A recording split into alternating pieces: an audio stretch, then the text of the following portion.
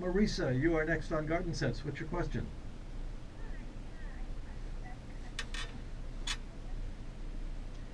Is the balcony, is it in the sun or is it shaded? Okay, like in the summertime, you can plant the boxes, you put like the wave petunias in there, and then it droop over, and you can also use angel wing begonias. They do real nice in the sun. But when you plant them, be sure to use a light potting soil. Don't use any heavy potting soil, because the roots is rot in that. So light potting soil, plant them in there, and then you feed them. Wisconsin Avenue, they got those real big planters hanging on the side of the street with wave petunias, and I bet they're about 6-7 foot big. They look like giant beehives. One other thing, if you're not able to find a light potting soil, you can also mix your own. You do 1/3 peat moss, 1/3 vermiculite, and 1/3 perlite.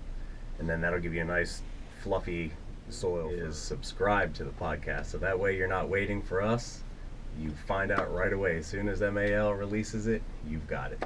Yeah. And what is the timing on that? Because I know you have the recipe, the tomato recipe is at radiogardensense.com, but what is the timing so people can get started on that? Because I know we've had a lot of calls late in the season. It's too late to do it.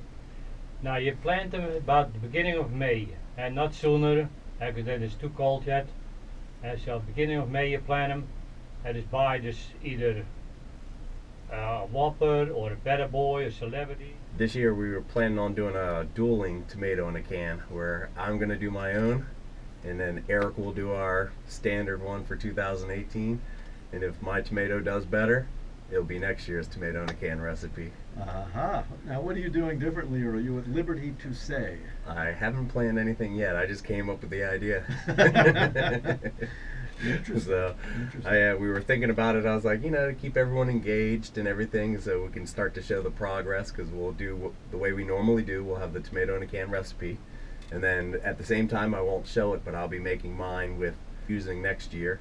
And if it turns out better, that'll be the recipe for next year. If not, we'll just stick with it. And that's something we mentioned before, that you spend a lot of time Testing.